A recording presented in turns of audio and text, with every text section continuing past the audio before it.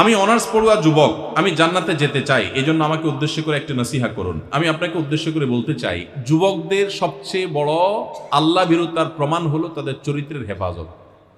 চরিত্রের হেফাজত।